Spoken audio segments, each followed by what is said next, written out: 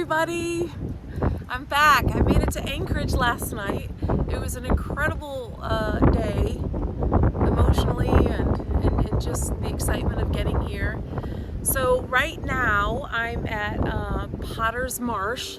It's on the south side of Anchorage, like at the very base of the city going into the country. It's incredibly beautiful. I don't know if this video will do it justice. I'm just going to pan just a little bit for you. So over to the side here, where those mountains are there, that's actually where the Gulf of Alaska is. So there's a small highway that runs right there, and literally the water's right there. So it's incredibly beautiful. It's about 70 degrees here. It feels a little chillier than that for me, but I'm cold-blooded. The air is really crisp. There's a little bit of a foresty smell mixed with a little bit of water, and then there's also like a hint of a smoke too from wherever those fires are at. I can just smell a residue of it. Just so you all know, this is a public access site, so you might see people walking in, out, and around. But I just wanted to reach out and kind of pick up on my story. So one of the things that I did for 6 years was autopsies. I started those in my 20s, and I wanted to just touch base on how I even got to that point. So prior to that, I had, like I said, I'd only been a home health aide and a CNA in the nursing homes, and at 19 I was pregnant, and I had my son when I was 20. So I was a very young and single mom at that time. I worked numerous jobs, and one of those was as a waitress in a small town restaurant called the Mainview in North Manchester, Indiana. And on this one particular day, it was in the afternoon, and I was working on the bar side and the family side, but there just wasn't anybody there. And a gentleman walked in. He was probably in his upper 70s is what I would guess his age to be, but you could tell that he was still quite well put together. And he came up to the bar and he sat down, and I noticed that he was weaker on one side. He used a cane when he walked, and I could also tell that there was some flaccidity to the one side of his face. So of course I would not have known back then that it was a stroke that he had suffered, but I just knew that there was something going on. But this gentleman sat down at the bar, and he emptied his pockets, and he tallied up his money, and basically he said that he had $8 and so many cents. I'm not sure what it was, but he said, "I'd like to get something to eat, I'd like to get something to drink, and I'd like to leave you a tip." So on that day, my heart was just so full. I love that generation. So I told him, I gave him the menu, and he pushed the menu back to me, and he just said, "No, I'd just like to get something to eat, something to drink, and I'd like to leave you a tip." So I told him, I said, "Well, the really good news is that I've made really good money today, so I don't need the tip, so let's just get you something to eat and something to drink." He said, "I'm gonna ask one more time. I'd like something to eat, something to drink, and something to leave you a tip, and this is how much I have to spend." So he shoves his money over to me. So we ended up getting him this really large plate of fries, some ketchup, and I think he had iced tea. So he was very curious about me. He was asking questions, and I said at that time, I think I was 22, maybe 23. It was that summer where I turned. I don't know if it was before or after that. But I told him, and then I told him that I had a son, and my son was 2 years old. And he said, "So what does your husband do?" And I said, "Oh, no, I don't have one of those." I said, "But I did just build a house, and it's just me and my son." And he said, "You're not married?" And I said, "No." He said, "You ever been married?" I said, "No." He said to me, he said, "Oh, so you have a bastard." Of course, in that moment, my heart sank. But for me, my father was born in 1931. I was born in 73. So my dad was 42 years old when I was born. So I knew that language was attached to that generation, and I didn't let it eat at me too much, even though I did feel the guilt of, not being in a nuclear family and being married. But needless to say, he said, "So do you have a college education?" And I said, "Well, actually, I am going to school." And at that time, I was going to Ivy Tech in Fort Wayne for a phlebotomy. When you're young and you're not groomed to go to college, you don't really have a clue how to do it and map it out. And I didn't have that foundation. So he said to me, you're in the wrong field. He said, you need to just stop the phlebotomy. He said, that's just not going to do it. And I said, okay, what should I do? And he said, you need to get into histology. I said, what's histology? He said, histology is cross-sectioning organs and looking at them on the cellular level. So of course I'm like, what is that? He said, quite frankly, he said everybody's getting something cut off and they want to know if it's cancer, and that's what you would do. And I said, okay, well that made sense. Everybody's, getting freckles removed or moles. So he asked me for my address, and of course maybe the naiveness of being 22 years old, I gave him my address. But then in that same conversation he said, so the goal is to get into histology and you need to start doing autopsies. And I was like, autopsies? What is that? Don't you have to be a doctor? I don't have a clue.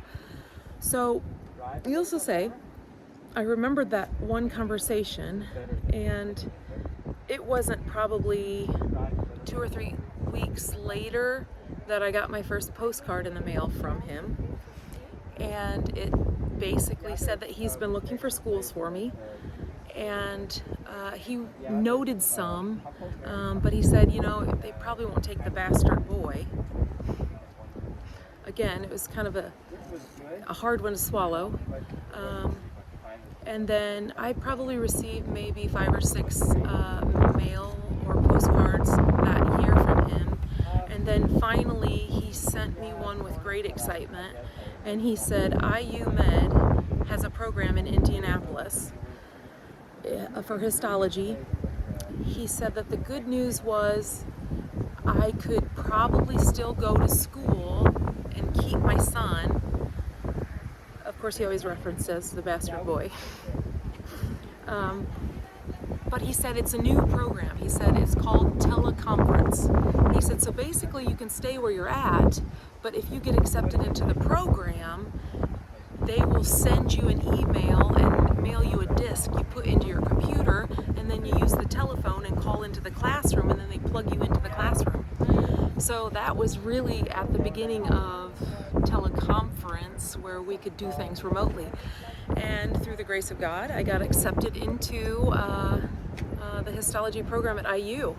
So once I got accepted into the program, there was just a few classes, and it was a matter of time where they said, they sat me down, they said, well, you're going to have to find a laboratory that lets you use their tissues, because the whole point of this is, learning tissues and how to stain them and how to slice them and how to make slides that you can stick under a microscope so a pathologist could read it. And so my next step was to go through this big, thick Fort Wayne phone book for laboratories. So I started making phone calls to all the laboratories, and I found one, Allied Hospital Pathologist, and they agreed to meet with me. So I took them in my resume, which was quite short, and I took them my grades, because I was able to maintain, a 4.0, which I was really proud of. And the doctor that I interviewed with, his name was Dr. Lee, he asked me, or Dr. Kim, he asked me if I would do autopsies. So at that moment, like, my whole life flashed back to being a waitress at a bar, a family restaurant bar, when he said, if you get the chance to do autopsies, that's where you're going to learn everything. So of course to Dr. Kim I said, I've never done one, but if you just let me watch one, I can tell you if I can do it or not. And he said, okay. So it was a week later, I remember walking into my first post. And of course, the gentleman that was the deaner at the time, I think he probably looked at me as I was 24 now, as this young kid, and he was going to show me autopsies. I remember it so clearly. This was 1994, and we walked into the room, and we were going into the cooler to unzip all the bags and look for the toe tag and find the right name and then pull the chart. And he brought his lunch with him, which I thought was odd, but maybe he was hungry, I don't know. But I remember when the first time they laid that body on the table, the gentleman that was going to show me the autopsies, he grabbed his hamburger, took a bite out of it, and set it on the body's chest. Literally. And in that moment, I realized he's trying to intimidate me. But where I come from, we survive, we fight. Nobody's gonna just knock me out like that. So I said, well, that's an odd spot to set your hamburger. And he just shrugged it off because I knew it was more of a power thing for him. And he picked it up again, took another bite, and set it back down. So, needless to say, I watched my first autopsy that day.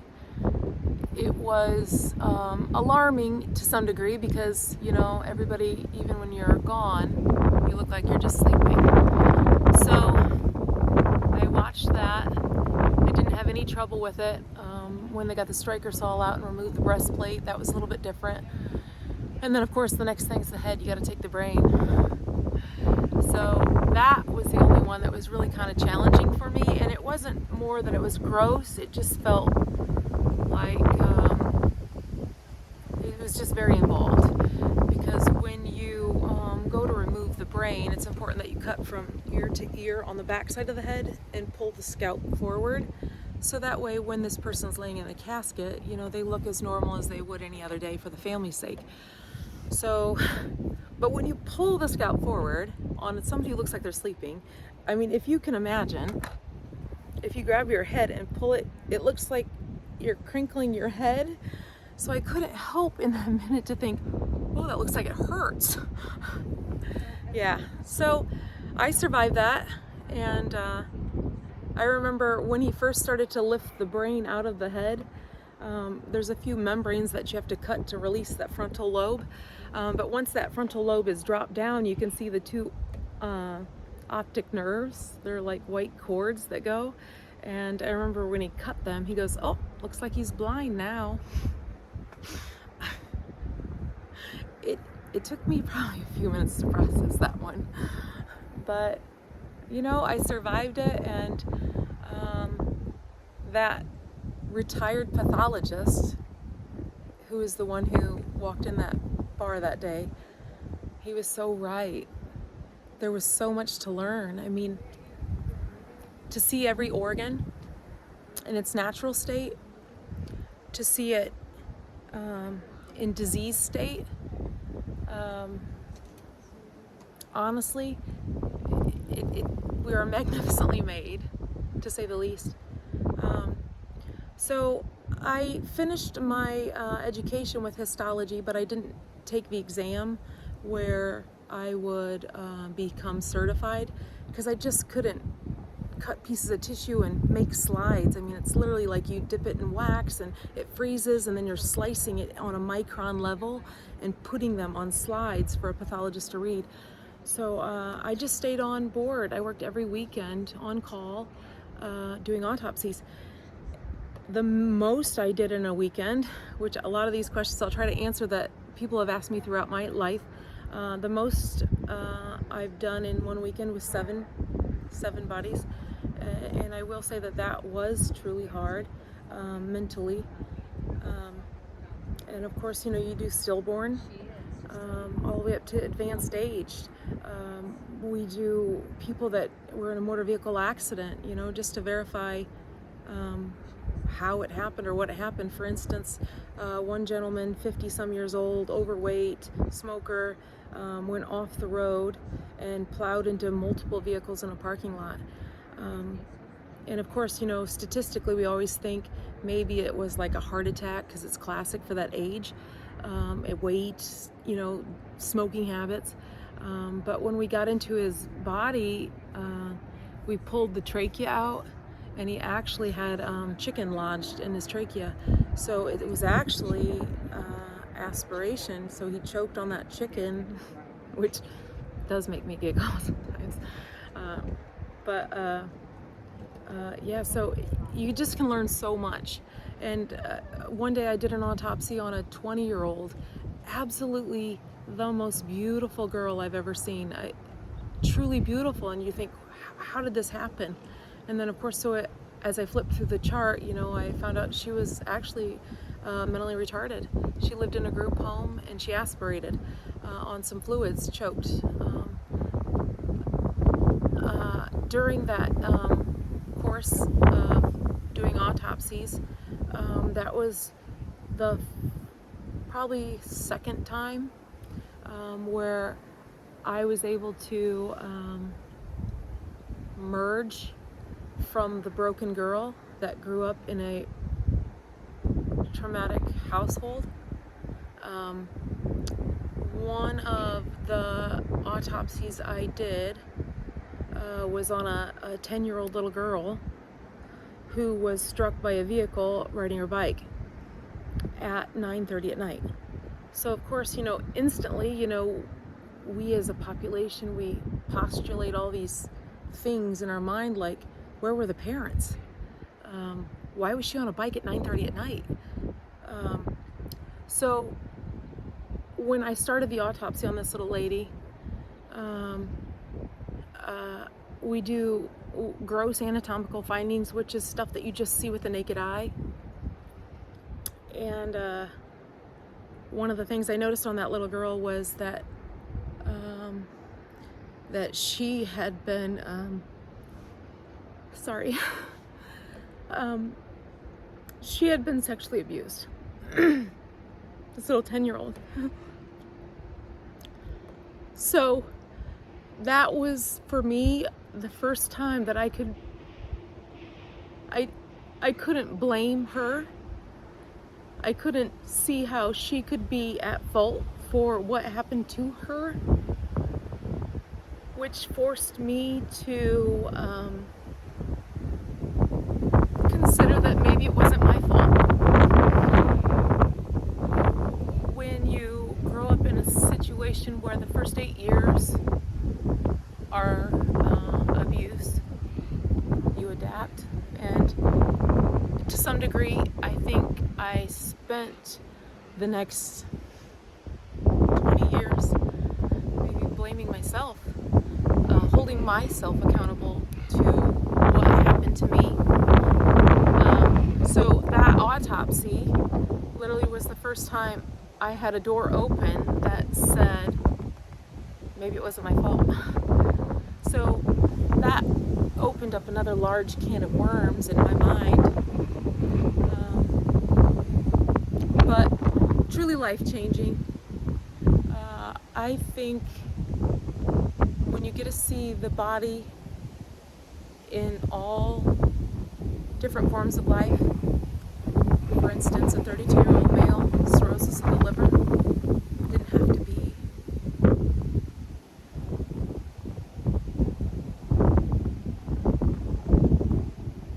I definitely would say that changed my life. When people come in and they start pointing at things, I don't see what they're pointing at, but I see right through them, just like if they were laid open on a table. So I think it made me a smarter a clinician. And I guess what I would want everybody to take home from this is that I was 22 or 23. I was a waitress.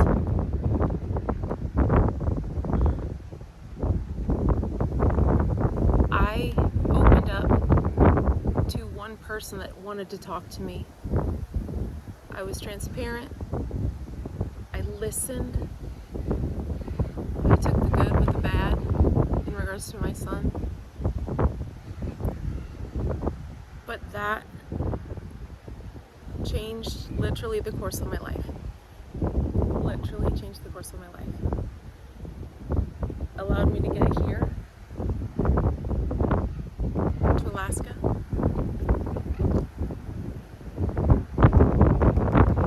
So I do believe that every encounter we have, we are either meant to learn something from the person that we're with, or we're meant to teach the person we're with something.